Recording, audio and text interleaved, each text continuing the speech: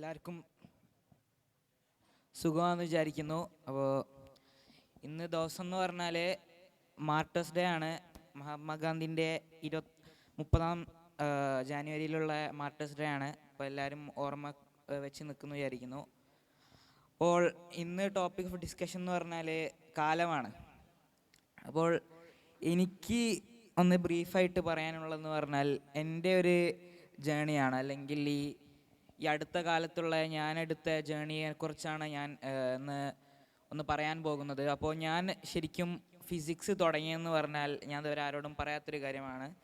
ഞാൻ ഫിസിക്സ് ശരിക്കും തുടങ്ങിയെന്ന് പറഞ്ഞാൽ ഞാനൊരു ദിവസം എൻ്റെ സ്കൂളിലുള്ള പ്രിൻസിപ്പാളെ കാണാൻ പോകുന്ന ഒരു സമയമെത്തി. എനിക്ക് തോന്നുന്നു ഞാൻ 7ാം ക്ലാസ്സിൽ നിന്ന് 8ാം ക്ലാസ്സിലോട്ട് ട്രാൻസിഷൻ ചെയ്യുന്ന സമയത്തായിരുന്നു എന്ന്.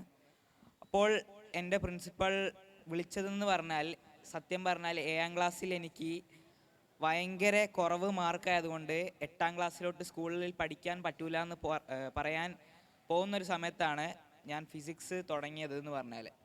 അപ്പോൾ ആ ഒരു സമയത്ത് പ്രിൻസിപ്പാൾ ഓഫീസിലോട്ട് വിളിച്ച് പറയാണ്, 8ാം ക്ലാസ്സിലോട്ട് നിന്നെ പോകാൻ ഞാൻ സമ്മതിക്കില്ല, 8ാം ക്ലാസ്സിലോട്ട് പോകാനുള്ള കോഗ്നിറ്റീവ് സ്കിൽസ് നിനക്കില്ല എന്നാണ് എന്നോട് അന്ന് പ്രിൻസിപ്പാൾ പറഞ്ഞത്. പ്രിൻസിപ്പാൾ പറഞ്ഞു നമ്മളെ കേന്ദ്ര ഗവൺമെൻറ് NIOS പ്രോഗ്രാം എടുക്കാൻ, അത് മാത്രമേ എനിക്ക് പറ്റുള്ളൂ എന്നാണ് പ്രിൻസിപ്പാൾ അന്ന് എന്നോട് പറയേണ്ടായത്. അപ്പോൾ ആ ഒരു ദിവസമാണ് ഞാൻ എൻ്റെ ടേണിംഗ് പോയിൻ്റായിട്ട് കാണുന്നത്. അപ്പോൾ അതിൻ്റെ ശേഷം എനിക്ക് മെയിനായിട്ട് ഇൻട്രസ്റ്റ് വന്നതെന്ന് പറഞ്ഞാൽ ഫിസിക്സിലാണ്. അപ്പോൾ ഫിസിക്സിൽ ഞാൻ ആ ദിവസം മുതൽ എഴുതാൻ തുടങ്ങിയ ഒരു റീസെർച്ച് പേപ്പറിൻ്റെ പേരായിരുന്നു ക്വാണ്ടം റിലേറ്റിവിറ്റി എന്നുള്ള പേപ്പർ. അതൊരു റീസെർച്ച് പേപ്പറായിട്ട് ഞാൻ ഇതുവരെ കാണുന്നില്ല, അത് ഞാനൊരു നോട്ട്ബുക്കായിട്ടാണ് കാണുന്നത്. നമ്മളൊരു സാധനം തുടങ്ങുമ്പോൾ നമുക്കൊരു സ്റ്റാർട്ടിങ് പോയിന്റിൽ നമ്മൾക്ക് ഐഡിയകൾ എഴുതുന്ന ഒരു നോട്ട്ബുക്കായിരുന്നു ഞാൻ അത് ഉപയോഗിച്ചിട്ടുണ്ടായിരുന്നത്. അപ്പോൾ ആ ഒരു ബുക്കിലാണ് ഞാൻ ഫിസിക്സ് തുടങ്ങിയതെന്ന് പറഞ്ഞാൽ. അന്നത്തെ ഏറ്റവും വലിയ ഇമ്പോർട്ടൻ്റ് ആയിട്ടുള്ള ഒരു പ്രോബ്ലം ആയിരുന്നു ഹോക്കിങ്സ് റേഡിയേഷൻ എന്ന് പറഞ്ഞിട്ടുള്ളത്. നമ്മളെ പ്രിയപ്പെട്ട ഫിസിസ്റ്റ് ആയിട്ടുള്ള സ്റ്റീഫൻ ഹോക്കിങ്ങിൻ്റെ ഒരു ബ്ലാക്ക് ഹോളുമായിട്ട് ബന്ധപ്പെട്ടുള്ള ഒരു കാര്യമായിരുന്നു ഹോക്കിങ്സ് റേഡിയേഷൻ എന്ന് പറഞ്ഞാൽ. ഇതിലാണ് ഞാൻ റീസേർച്ച് തുടങ്ങിയത്. ആ ഒരു സമയത്തെന്ന് പറഞ്ഞാൽ എൻ്റെ ഉമ്മയും ഉപ്പയും വലിയ സപ്പോർട്ടില്ലാത്തൊരു സമയമായിരുന്നു.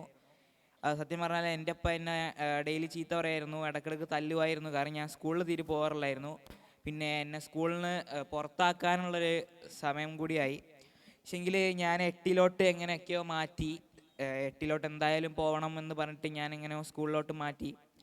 അതിൻ്റെ ശേഷമാണ് ഞാൻ സത്യം പറഞ്ഞാൽ ഫിസിക്സ് തുടങ്ങുന്നത്. ആ ഒരു കാലം വെച്ച് നോക്കുമ്പോൾ എനിക്ക് ഏറ്റവും ട്രബിളിംഗ് ആയിട്ട് തോന്നിയൊരു സമയമായിരുന്നു ഇതെന്ന് പറഞ്ഞാൽ. കാരണം ഗ്രാൻഡ് ഇതുവരെ കിട്ടിയിട്ടില്ല, സ്കോളർഷിപ്പ് ഇതുവരെ കിട്ടിയിട്ടില്ല. ആ ഒരു സമയത്ത് ഞാൻ പേപ്പർ ചെയ്തും സ്കൂളിൽ പോകാറില്ല, ഡെയിലി ഗെയിം കളിക്കും. ഇതൊക്കെ കാരണം പാരൻസിൻ്റെ സപ്പോർട്ട് എന്ന് പറഞ്ഞാൽ സത്യം പറഞ്ഞാൽ ഇല്ലായിരുന്നു. ഈ ഒരു പ്രശ്നം കാരണം ഞാൻ ചെയ്ത ഒരു മെയിൻ കാര്യം എന്ന് പറഞ്ഞാൽ ഈ സ്കൂളിൽ സമ്മർ വെക്കേഷൻ എന്ന് പറഞ്ഞ സംഭവമുണ്ട്. അപ്പോൾ ഈ സമയത്താണ് ഞാൻ എൻ്റെ പേപ്പർ മാക്സിമം എഴുതുന്നൊരു സമയം എന്ന് പറഞ്ഞാൽ. ഈ ഒരു സമയം മാക്സിമം യൂട്ടിലൈസ് ചെയ്തിട്ട് സ്കൂളിൽ പോകാത്ത വലിയ പ്രഷറില്ലാത്തൊരു സമയത്താണ് ഞാൻ എൻ്റെ 3 പേപ്പറുകൾ എഴുതുന്നത്. ഒന്ന് എന്ന് പറഞ്ഞാൽ ക്വാണ്ടം റിലേറ്റിവിറ്റി എന്ന് പറഞ്ഞിട്ടുള്ള ഈ ഒരു ഫസ്റ്റ് സ്റ്റാർട്ടിങ് നോട്ട്ബുക്ക് എന്ന് വേണമെങ്കിൽ പറയാം. അതിൻ്റെ ശേഷം ഞാൻ എഴുതിയതെന്ന് പറഞ്ഞാൽ നമുക്ക് ഓരോരുക്കും അറിയാവുന്ന ഒരു പേപ്പറായിരിക്കും, ഈ വൈറ്റ് ഹോളിനെ കുറിച്ചുള്ള പേപ്പറാണ്. മാറ്റർ ആൽക്കമി തിയറം എന്നാണ് അതിൻ്റെ പേര്. അതിൻ്റെ ശേഷം ഞാൻ എഴുതിയെന്ന് പറഞ്ഞാൽ സൂപ്പർ ബോസോണിക് സ്ട്രിങ് തിയറി എന്ന് പറഞ്ഞിട്ടുള്ള ഒരു പേപ്പറാണ്. ഇതൊക്കെ സ്റ്റാർട്ടിംഗ് ലെവൽ എൻട്രി പേപ്പേഴ്സാണ്. അപ്പോൾ ഇതിനൊക്കെ ഞാൻ വേറെ വേർഷൻസ് കൊണ്ടുവന്നിട്ടുണ്ട്. ഈ മാറ്റർ ആൽക്കമി തിയറത്തിൻ്റെ ഫസ്റ്റ് വേർഷനാണ് ഞാൻ അന്ന് എഴുതിയിട്ടുണ്ടായിരുന്നത്. അതിന് ഇപ്പോൾ ഞാൻ പറയുകയാണെങ്കിൽ ഇപ്പോൾ 15ഓളം വേർഷൻസ് അതിന് വേറായിട്ട് ഞാൻ എഴുതി വന്നിട്ടുണ്ട്. അപ്പോൾ ആ ഒരു സമയത്താണ് ഞാൻ അതിൻ്റെ ഫസ്റ്റ് വേർഷൻ എഴുതിയിട്ടുണ്ടായിരുന്നത്. അപ്പോൾ ഈ ഒരു സമയം യൂട്ടിലൈസ് ചെയ്തിട്ട് ഞാൻ ഈ എഴുതിയ പേപ്പർ കാരണമാണ് ഞാനിപ്പോൾ ഇവിടെ ഇരിക്കുന്നത്. ആ ഒരു പേപ്പർ ഞാനൊന്ന് ഷോർട്ടായിട്ട് എല്ലാവരോടും പറയുകയാണെങ്കിൽ അതിൽ പറഞ്ഞാൽ ഈ ഹോക്കിങ്സ് റേഡിയേഷൻ ഞാൻ ഫസ്റ്റ് ഡിസ്കസ് ചെയ്ത ഒരു പ്രോബ്ലത്തിനായിട്ട് കണക്റ്റ് ആയിട്ടായിരുന്നു ഈ ഒരു വൈറ്റ് ഹോൾ എന്ന് പറഞ്ഞുള്ള പേപ്പർ ഞാൻ എഴുതിയിട്ടുണ്ടായിരുന്നത്. ഈ ഹോക്കിങ്സ് റേഡിയേഷൻ വെച്ച് എങ്ങനെയാണ് ഞാനത് കണക്ട് ചെയ്തതെന്ന് ചോദിച്ചാൽ, ഈ ഹോക്കിങ്സ് റേഡിയേഷൻ റീസെർച്ച് ചെയ്യുന്ന സമയത്ത് നോൺ തെർമൽ എക്കോസുമായിട്ടുള്ള സംഭവം ഉണ്ടായിരുന്നു. അത് ഹോക്കിങ്സ് റേഡിയേഷനായിട്ട് ബന്ധപ്പെട്ടതായിരുന്നു. അത് ഓപ്പോസിറ്റായിട്ട് എഴുതിയ ഒരു സമയത്തായിരുന്നു ഞാൻ ഈ വൈറ്റ് ഹോളിനെ കുറിച്ച് അറിയപ്പെടുന്നത്. ഇത് ഐൻസ്റ്റൈൻ്റെ തിയറിയായിട്ട് ബന്ധപ്പെട്ടുള്ള ഒരു സംഭവമായിരുന്നു. അപ്പോൾ ഇതിൽ നിന്ന് ഞാനൊരു പേപ്പർ എഴുതിയപ്പോൾ ആണ് എനിക്ക് ഗ്രാൻഡ് കിട്ടിയത്. ഈ ഒരു ഗ്രാൻഡ് കിട്ടിയതിൻ്റെ ശേഷമാണ് ഞാൻ ഓരോ പരിപാടിക്കൊക്കെ വരുന്നതും ഇങ്ങനെ ടോക്കുകൾ നടത്തുന്നതൊക്കെ. അപ്പോൾ അതിൻ്റെ മുന്നേ എന്ന് പറഞ്ഞാൽ ഭയങ്കര കഷ്ടപ്പാടായിരുന്നു ഉള്ള പറഞ്ഞാലോ. പക്ഷേങ്കിൽ ഫിസിക്സിൽ മാത്രമേ കഷ്ടപ്പാടുള്ളായിരുന്നു.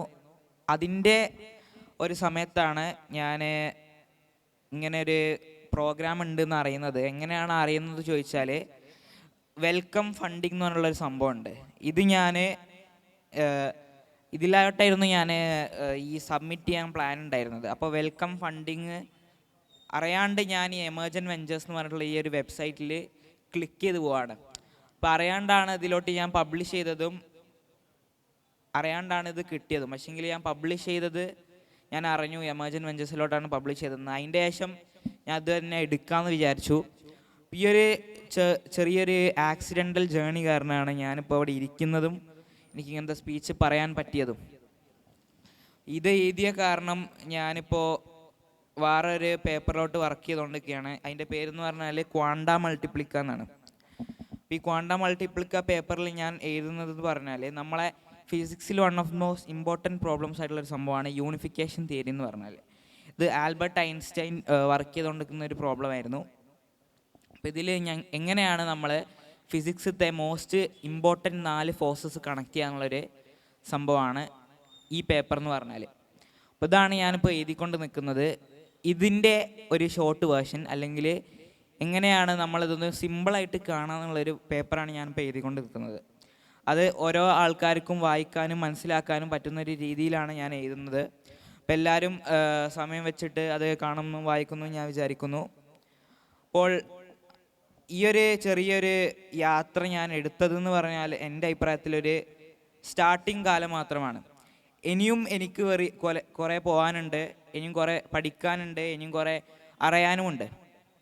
അപ്പോൾ നിങ്ങളൊക്കെ എടുത്തും കൂടിയല്ല, ഇപ്പോൾ ഓരോ ഇരിക്കുന്ന ആൾക്കാരെയും കൂടി എടുത്തും കൂടി എൻ്റെ നോളജ് ഉണ്ടാവില്ല. എൻ്റെതെന്ന് പറഞ്ഞാൽ ഫിസിക്സിലുള്ളൊരു ചെറിയൊരു റെസ്പെക്റ്റീവ് നോളജ് മാത്രമേ എനിക്കുള്ളൂ. അപ്പോൾ ഇനിയും പഠിക്കാനും അറിയാനും വലിയ വലിയ നിലയിലെത്താനും ഞാൻ വിചാരിക്കുന്നു.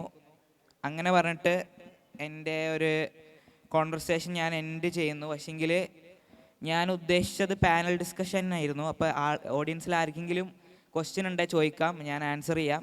അപ്പോൾ ഞാൻ ഇതൊരു ഇൻട്രൊഡക്ഷനായിട്ട് തന്നതാണ്. അപ്പോൾ ചോദ്യങ്ങളുണ്ടെങ്കിൽ ചോദിക്കാം.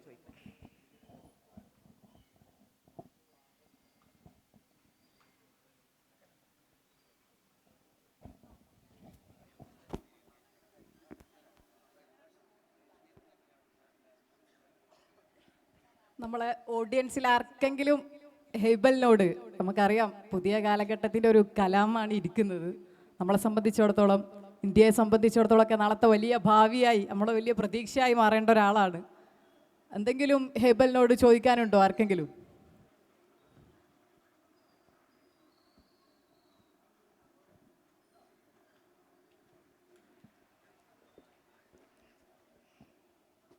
ഹേബൽ അത്ര പ്രശ്നക്കാരനൊന്നല്ല, എല്ലാവർക്കും സുഖമായി ചോദ്യം ചോദിക്കാനും ഉത്തരം പറയാനൊക്കെ പറ്റിയ ഒരാളാണല്ലേ ഹേബൽ? അല്ല, നിങ്ങൾ സയൻസ് വിട്ടിട്ട് എന്തെങ്കിലും വേറെ ഏതെങ്കിലും ചോദ്യം ഉണ്ടെന്ന് ചോദിക്കാം. പക്ഷെങ്കിൽ റിലിജനും സയൻസും അല്ലാണ്ട് എന്തെങ്കിലും ചോദ്യം ഉണ്ടെങ്കിൽ ചോദിക്കാം.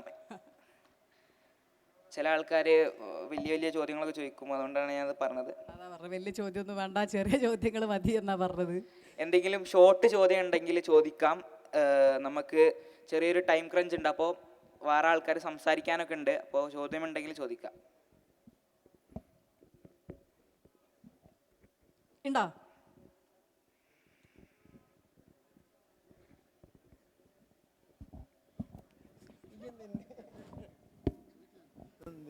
എന്താണ് നിങ്ങൾക്ക് എത്ര വയസ്സായി, സംസാരിക്കാൻ നാണാണോ?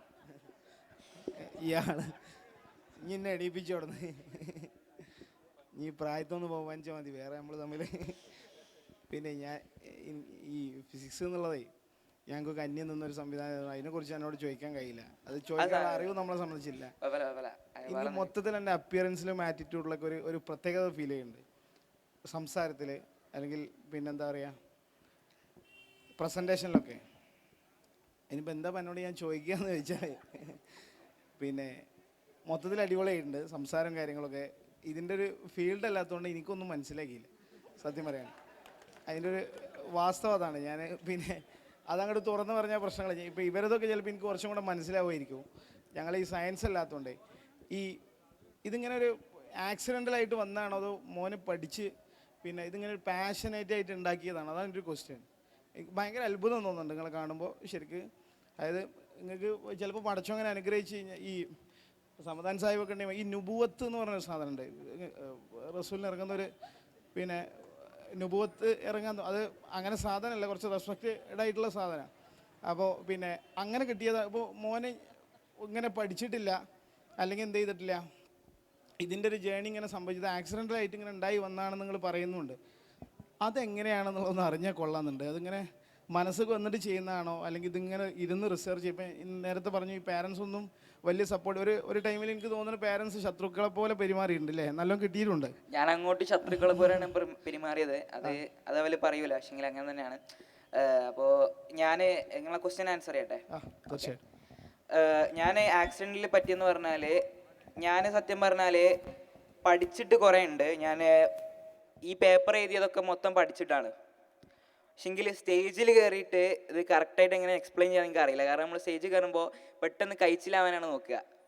കുറേ ആൾക്കാരിങ്ങനെ നോക്കും, കുറേ ആൾക്കാരിങ്ങനെ ചിരിക്കും. അത് നമുക്ക് അൺകംഫർട്ടബിൾ ആയിട്ടുള്ള ഒരു കാര്യമാണ്. അപ്പോൾ ഞാൻ എങ്ങനെയാണ് പഠിച്ചതെന്ന് കുറേ ആൾക്കാർക്ക് ചോദ്യം ഉണ്ടാവും. ഞാൻ പഠിച്ചതെന്ന് പറഞ്ഞാൽ നമ്മളെ കുട്ടികളിപ്പോൾ ഉപയോഗിക്കാത്തൊരു വഴി ഉപയോഗിച്ചിട്ടാണ് ഞാൻ പഠിച്ചത്.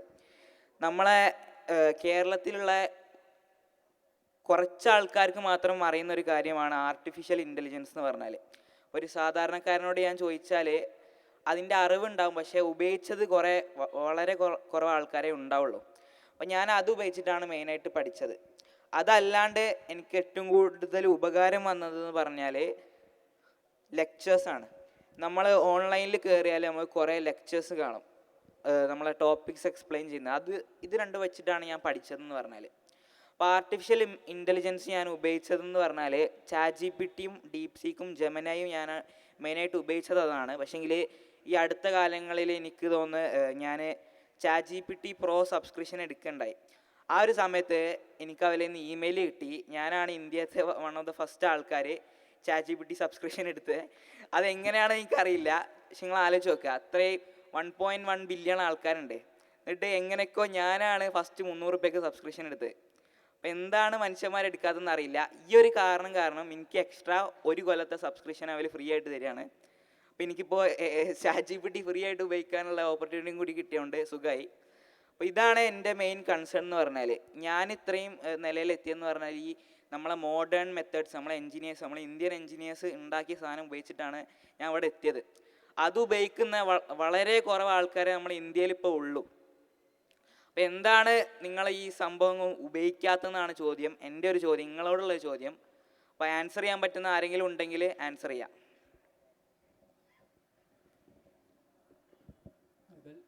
പിന്നെ എബലിനെ കേൾക്കാൻ വന്നതാണ് ഇവിടെ.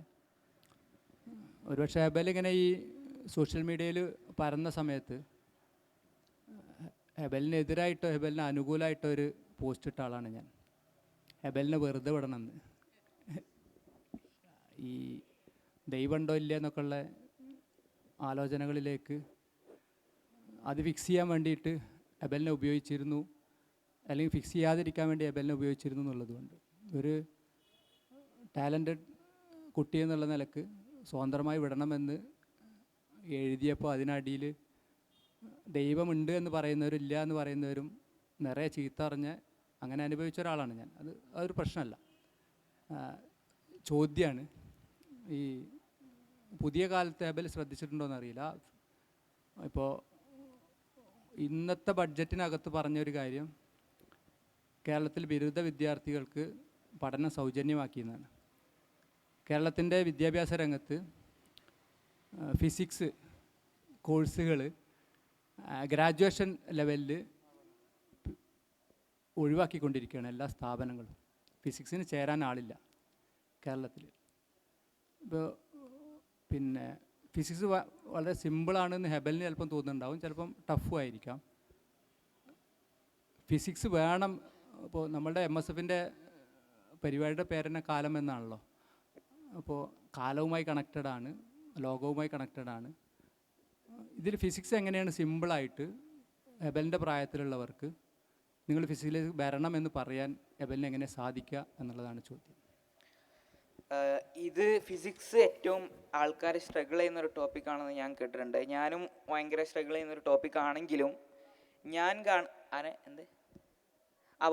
കാണുന്ന ഒരു കാര്യം എന്ന് പറഞ്ഞാൽ ഫിസിക്സ് എന്ന് പറഞ്ഞാൽ നമ്മളെ ഒരു ടോപ്പിക്, ഒരു സബ്ജക്റ്റ് അല്ല, നമ്മളെ മനുഷ്യന്മാർ എങ്ങനെയാണ് സാധനങ്ങൾ വർക്ക് ചെയ്യുന്നതെന്ന് അറിയുന്നൊരു സംഭവമാണ്. ഒരു സിമ്പിൾ സാധനമല്ല, അതൊരു സോഷ്യൽ സയൻസിൻ്റെ ഹ്യൂമാനിറ്റീസിൻ്റെ പോലെയുള്ള സംഭവമല്ല. ഇത് നമ്മളെ മനുഷ്യന്മാരെ ബ്രെയിന് വെച്ചിട്ട് എങ്ങനെയാണ് സാധനങ്ങൾ വർക്ക് ചെയ്യുന്നുള്ളൊരു സംഭവമാണ്. അതാരും മറക്കരുത്. ഇത് നമ്മൾ 11ാം ക്ലാസ്സിൽ എക്സാം എഴുതിയിട്ട് തോക്കുന്നൊരു സംഭവമല്ല. ഇതെങ്ങനെയാണ് ഒരു മനുഷ്യൻ നടക്കുന്നതെന്ന് എക്സ്പ്ലെയിൻ ചെയ്യുന്ന സാധനമാണ്. ഇതെങ്ങനെയാണ് ഒരു കാർ ഓടുന്നതെന്ന് എക്സ്പ്ലെയിൻ ചെയ്യുന്ന സാധനമാണ്. ഇതെങ്ങനെയാണ് ഒരു വിമാനം പറക്കുന്നതെന്ന് എക്സ്പ്ലെയിൻ ചെയ്യുന്നൊരു സംഭവമാണ്. അപ്പോൾ ഇതൊരു സിമ്പിൾ ടോപ്പിക്കായിട്ട് എടുക്കുന്ന കേരളത്തിലെ ചെറിയൊരു ആൾക്കാരെ ഉണ്ടാവുള്ളൂ. പക്ഷെങ്കിൽ ഇത് ഭയങ്കര സീരിയസ് ആയിട്ട് എടുക്കുന്ന ആൾക്കാരെ എനിക്കറിയാം. അപ്പോൾ ഇത് സീരിയസ് ആയിട്ട് എടുക്കാത്തത് ഞാൻ കുറേ കാലം ചെയ്തൊരു കാര്യമാണ്. എൻ്റെ പ്രിൻസിപ്പളിനോട് ഞാൻ ചോദിക്കുമായിരുന്നു, സാറേ ഈ ഫിസിക്സ് ഒക്കെ പഠിച്ചിട്ട് എന്തെങ്കിലും ഉപകാരം ഉണ്ടോ? സാറ് എന്നോട് പറഞ്ഞൊരു കാര്യം എന്ന് പറഞ്ഞാൽ, പേഴ്സണലി പറഞ്ഞിട്ടില്ല, പക്ഷെ അങ്ങനെ ആയിരിക്കും മൂപ്പര് വിചാരിക്കുന്നത്, നമ്മൾ ഫിസിക്സ് പഠിക്കുമ്പോൾ നമ്മൾ പഠിക്കുന്നതെന്ന് പറഞ്ഞാൽ ഒരു സിമ്പിൾ സാധനമല്ല. ഒരു കാർ എങ്ങനെയാണ് ഓടുന്നതെന്ന് നമ്മൾ പഠിക്കുന്നുണ്ട്, ഒരു വിമാനം എങ്ങനെയാണ് പറക്കുന്നത് നമ്മൾ പഠിക്കുന്നുണ്ട്. വിമാനം എങ്ങനെയാണ് പറക്കുന്നത്, ഇപ്പോൾ ഇവിടെ ഉള്ള എല്ലാവരും +2 പാസ്സായവരായിരിക്കും. വിമാനം എങ്ങനെയാണ് പറക്കുന്നതെന്ന് ഞാൻ ചോദിച്ചാൽ നിങ്ങൾക്ക് ആൻസർ ചെയ്യാൻ പറ്റുമോ? വളരെ കുറവ് ആൾക്കാരാണ്. കാരണം എന്താണ്, അവർ എന്തായിട്ടാണ് അത് ട്രീറ്റ് ചെയ്യുന്നത്? ഒരു സിമ്പിൾ സാധനമായിട്ടാണ് അവർ ട്രീറ്റ് ചെയ്യുന്നത്. പക്ഷെങ്കിൽ വിമാനം പറത്താൻ അറിയുന്ന ആൾ ഇവിടെ ഉണ്ട്.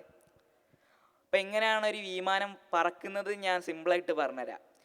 ന്യൂട്ടൻ്റെ 3rd ലോ വെച്ചിട്ടാണ് ഇത് വർക്ക് ചെയ്യുന്നത്. For every action there is an opposite and equal reaction. അപ്പോൾ ഇത് ഹാർഡായിട്ട് തോന്നുന്ന കുറേ ആൾക്കാരുണ്ടാവും. ഞാൻ സിമ്പിളായിട്ട് പറഞ്ഞുതരാം. ഒരു വിമാനം ഇങ്ങനെ പോവായിരിക്കും. അപ്പോൾ അത് അടിയിലോട്ട് പോകുമ്പോൾ അതിൻ്റെ ചിറക് അതൊന്ന് ബെൻഡാവും. അപ്പം അത് കാരണം ഈ വിമാനം മുന്നോട്ട് പോവാണ്. പിന്നെ അതിൻ്റെ ഉള്ളിലുള്ള ഫാനുകൾ കമ്പഷനായിട്ട് വർക്ക് ചെയ്യും. അത് വർക്ക് ചെയ്യുമ്പോൾ ന്യൂട്ടൻ്റെ 3rd ലോ കളിക്കും അവിടെ. അപ്പം അതുകൊണ്ട് പ്ലെയിന് ആകാശത്ത് നിൽക്കുകയും ചെയ്യും, മുന്നോട്ട് പോവുകയും ചെയ്യും. ഇത് ഭയങ്കര ഈസി ആയിട്ടുള്ള ഒരു എക്സ്പ്ലനേഷൻ അല്ലായിരിക്കും, കാരണം എനിക്ക് എക്സ്പ്ലെയിൻ അറിയാത്ത ഒരാളാണ്. പക്ഷെ എനിക്ക് വരെ അങ്ങനെ എക്സ്പ്ലെയിൻ ചെയ്യാൻ പറ്റുന്നുണ്ടെങ്കിൽ ഫിസിക്സ് എന്ന് പറഞ്ഞ ഈ ടോപ്പിക്ക് ഭയങ്കരമായിട്ട് അറിയുന്ന ഒരാൾ എങ്ങനെ എക്സ്പ്ലെയിൻ ചെയ്യുന്നു നിങ്ങളൊന്ന് ആലോചിച്ച് നോക്കുക. അപ്പം ഈ ഒരു കാര്യം അറിയുന്ന വളരെ കുറേ ആൾക്കാരേ ഉള്ളൂ. ഈ എയ്റോപ്ലെയിൻ പറക്കുന്നത് ന്യൂട്ടൻ്റെ 3rd ലോ വെച്ച് മാത്രമല്ല, ബേർണൂലീസ് പ്രിൻസിപ്പിൾ എന്ന് പറഞ്ഞുള്ളൊരു സാധനം കൂടി വെച്ചിട്ടാണ് ന്യൂട്ടൻ്റെ 3rd ലോ വർക്ക് ചെയ്യുന്നത്. ഇത് ഭയങ്കര ഒരു കോംപ്ലിക്കേറ്റഡ് സാധനം കൊണ്ട് ഞാൻ അവിടെ പറയുന്നില്ല. അപ്പം ഇതൊക്കെ ഫിസിക്സിൽ നടക്കുന്നതാണ്. അപ്പോൾ ഒരു ന്യൂട്ടൻ എന്ന് പറഞ്ഞിട്ടുള്ള ഒരു മനുഷ്യൻ ഫിസിക്സ് പഠിച്ചിട്ടില്ലെങ്കിൽ ഈ വിമാനം ഒന്ന് പറക്കുമോ നിങ്ങൾ ആലോചിച്ച് നോക്കണം. എന്നിട്ട് നിങ്ങൾ ഫിസിക്സ് ഒഴിവാക്കണം. അത് വെച്ചിട്ട് ഞാൻ ഈ ക്വസ്റ്റ്യൻ്റെ ആൻസർ തീർക്കുകയാണ്.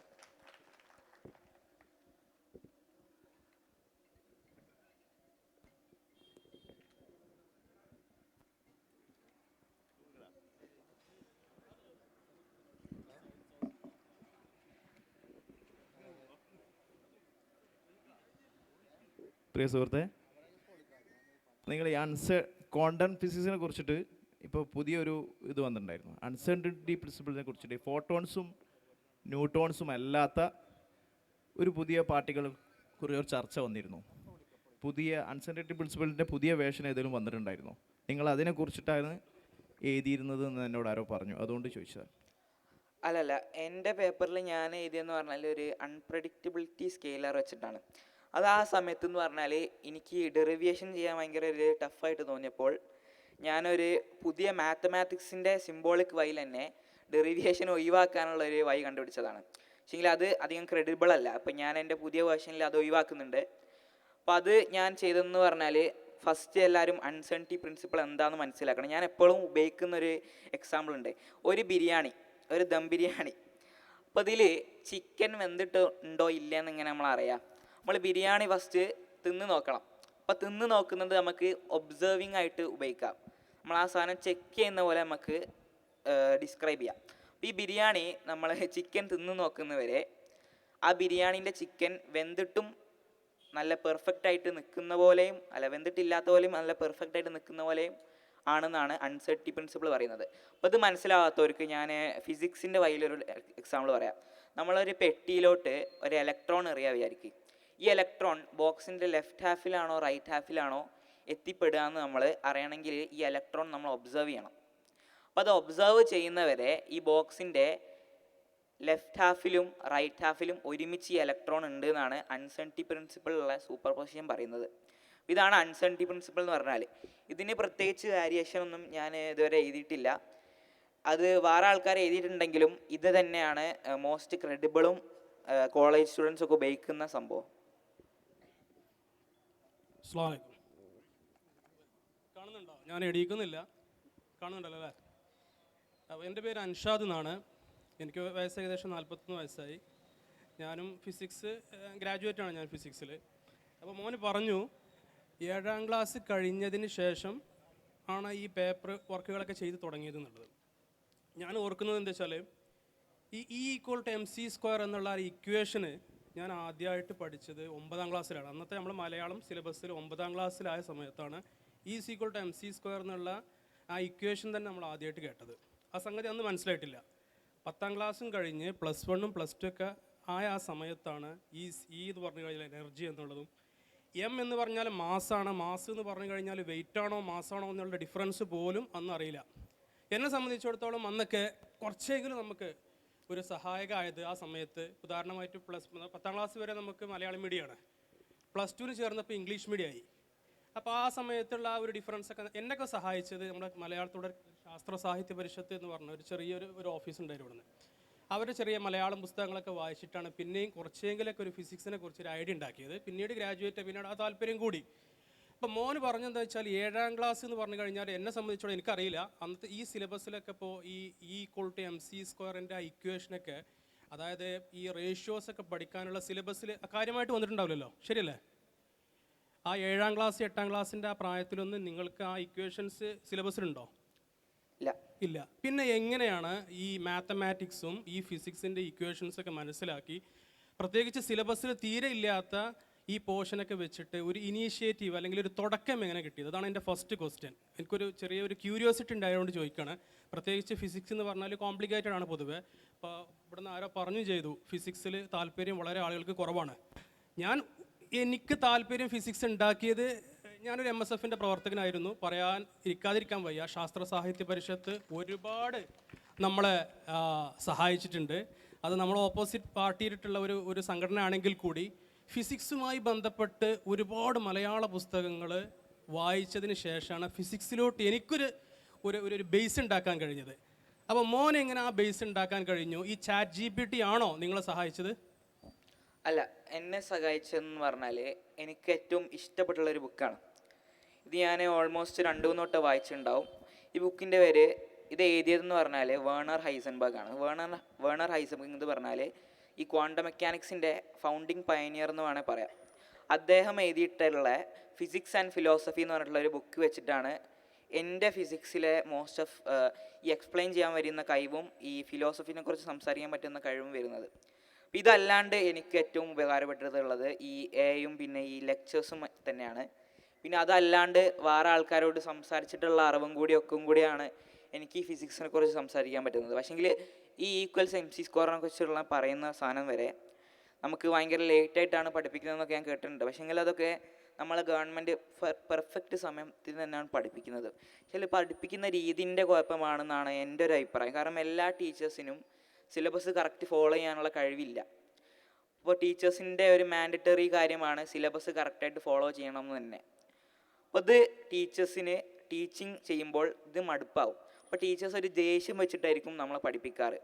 പിന്നെ നമ്മളെ വേറെ എക്സാമ്പിൾ പറയുകയാണെങ്കിൽ നമ്മളെ KSRTC ബസ്സല്ലാണ്ട് പ്രൈവറ്റ് ബസ് ഓടിക്കുമ്പോൾ അവരൊക്കെ പ്രാന്തന്മാരെ പോലെയാണ് ബസ് ഓടിക്കുന്നത്. ഇതെന്താണ് കാര്യം എന്ന് വെച്ചാൽ ഇവർക്ക് സത്യം പറഞ്ഞാൽ ഒരു ടൈം ക്രഞ്ചിലാണ് ഇവർ വർക്ക് ചെയ്യുക. ഒരു സ്റ്റേഷനിൽ വേഗം എത്തിയിട്ടില്ലെങ്കിൽ അവർക്ക് പ്രശ്നങ്ങൾ വരും. അപ്പോൾ KSRTC ബസ്സിനെക്കാട്ടും മുന്നേ എത്താനുള്ള തിരക്കിലാണ് ഓല് വണ്ടി ഓടിക്കുന്നത്. അവർ സൈക്കിൾ ഓടിക്കുന്ന പോലെയാണ് ബസ് ഓടിക്കുന്നത്. അപ്പോൾ അങ്ങനെയുള്ളൊരു കുഴപ്പമുണ്ട്. ഇതുപോലെ തന്നെയാണ് നമ്മളെ കേരളത്തിലുള്ള ടീച്ചേഴ്സും വർക്ക് ചെയ്യുന്നത്. വലിയ സ്പെസിഫിക് ടൈം ക്രഞ്ചസും ഗവൺമെൻറ് അസൈൻ ചെയ്യുന്ന ടൈം ഓർഡറൊക്കെ വെച്ചിട്ടാണ് ഇവർ നമ്മളെ പഠിപ്പിക്കുന്നത്.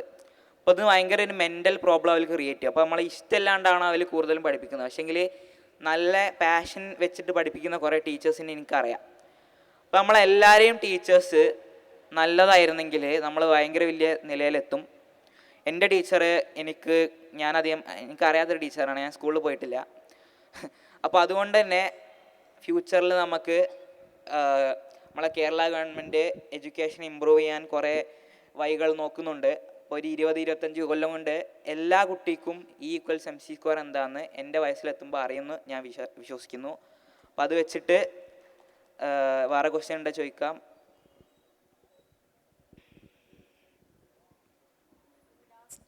ലാസ്റ്റ് ഒരു ചോദ്യം കൂടെ ഒരു അവസരമുണ്ട്. അത് ഷഹാന ഷർത്തു ഒരു ചോദ്യം. ഹേബലിനോട് ഇവിടെ കുറേ പേര് ചോദിച്ചു. സിമ്പിളായിട്ടുള്ളൊരു ചോദ്യമാണ്. 2 ചോദ്യമുണ്ട്. ഒന്നാമത്തത്, ഹേബൽ കാണുന്ന ഡ്രീം എന്താണ്? ഇപ്പം ഹേബൽ ഇതൊക്കെ ചെയ്യുന്നുണ്ട്, കുറച്ച് കഴിഞ്ഞിട്ട് ഹേബലിനെ എന്തായിട്ട് ആളുകൾ കാണാനാണ് ഹേബൽ ഇഷ്ടപ്പെടുന്നത്? രണ്ടാമത്തെ ചോദ്യം എന്താണെന്ന് വെച്ച് കഴിഞ്ഞാൽ, നമ്മൾ ഇപ്പോൾ ഡ്രീം കാണുന്ന സമയത്ത് തന്നെ നമുക്ക് എയിമിന് അത് ആഗ്രഹിക്കുന്ന കുറച്ച് സാധനങ്ങൾ ഉണ്ടാവുമല്ലോ. ഇപ്പോൾ ഒരു CV എഴുതുന്ന സമയത്ത് ഹേബലിനെ എന്തായിട്ടാണ് അടയാളപ്പെടുത്തുന്നത്? അല്ലെങ്കിൽ ഹേബലിൻ്റെ CV-യിൽ എന്തൊക്കെയായിരിക്കും കാണുന്നുണ്ടാവുക? അല്ലെങ്കിൽ ഒരു ഇപ്പോഴത്തെ നമ്മൾക്ക് ഒരു കൺവെൻഷൻ സെൻസിലായിരിക്കും നമ്മളൊക്കെ ജോബൊക്കെ സീക്ക് ചെയ്യുന്നുണ്ടാവുക. അപ്പോൾ ഹേബൽ എത്താൻ ശ്രമിക്കുന്ന, അല്ലെങ്കിൽ ഹേബലിനെ പോലെ ഇങ്ങനെ ആവാൻ ശ്രമിക്കുന്ന കുട്ടികളോട് ഹേബലിനെ എന്താണ് അതിന് പകരം വെക്കാൻ പറ്റുന്നതായിട്ട് ഹേബലിനെ കാണിച്ചു കൊടുക്കുക എന്നുള്ളൊരു ചോദ്യമാണ് ഉള്ളത്.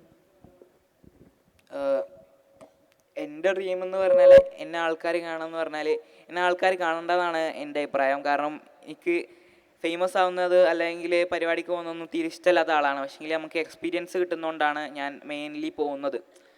അപ്പോൾ എൻ്റെ CV-യിൽ എന്തുണ്ടാവുമെന്ന് ചോദിച്ചാൽ ഞാൻ ആകെ പറയുന്നൊരു കാര്യമാണ്, എനിക്ക് പിയാനോ വായിക്കാനും അറിയാമെന്ന് ഞാൻ ഫ്യൂച്ചറിൽ വിചാരിക്കുന്നു. പിന്നെ എനിക്ക് 2-3 ഇക്വേഷൻ ചെയ്യാമെന്ന് അറിയാമെന്ന് ഞാൻ വിചാരിക്കുന്നു. അപ്പോൾ ഇത് രണ്ടും വെച്ചിട്ട് മാത്രമാണ് ഞാൻ CV എഴുതുക. ഇതല്ലാണ്ട് എന്തെങ്കിലും ഉണ്ടെങ്കിൽ ഞാൻ മാനേജറിനെ പറ്റിക്കാൻ എഴുതിയതാണ്. അപ്പോൾ ഇത് വെച്ചിട്ട് നമുക്ക് അല്ലെങ്കിൽ ഈ കേരളത്തിലത്തെ കുട്ടികൾ എന്താണ് CV-യിൽ എഴുതേണ്ടതെന്ന് എന്നോട് ആരെങ്കിലും ചോദിക്കുകയാണെങ്കിൽ അവർക്ക് അറിയുന്ന സാധനം മാത്രം എഴുതാമെന്ന് പറഞ്ഞിട്ടാണ് ഞാനിത് അവസാനിക്കുന്നത്. അപ്പോൾ ഇങ്ങനത്തെ ഒരു പരിപാടിയിൽ എന്നെ വിളിച്ചതിന് നന്ദി. അത് നല്ല ഇൻസ്പയറിംഗ് ആയിട്ടുള്ളൊരു പരിപാടിയായിരുന്നു. അപ്പോൾ എനിക്ക് ഒരു 2 മണിക്കൂർ കൊണ്ട് ട്രെയിൻ ക്യാച്ച് ചെയ്യാനുണ്ട്. അപ്പോൾ അതാലോചിച്ചിട്ട് നരകിച്ച് ഞാൻ പോവാണ്. അപ്പോൾ എല്ലാവർക്കും അറിയാം, ഇന്ത്യൻ ഗവൺമെൻറ്റിൻ്റെ ട്രെയിൻ സിസ്റ്റം എല്ലാവർക്കും അറിയുന്നതാണ്. അപ്പോൾ എന്തായാലും 30 മിനിറ്റ് ലേറ്റ് ആയിരിക്കും, വലിയ കുഴപ്പമില്ല. അപ്പോൾ ഇനി ചോദ്യങ്ങളില്ലാന്ന് ഞാൻ വിശ്വസിക്കുന്നു. അപ്പോൾ ഇനി പരിപാടി കഴിഞ്ഞെന്ന് ഞാൻ വിശ്വസിക്കുന്നു. രണ്ടും വിശ്വാസമായതുകൊണ്ട് ഞാൻ ശരി കേട്ടോ. അപ്പോൾ അസ്സലാമു അലൈക്കും.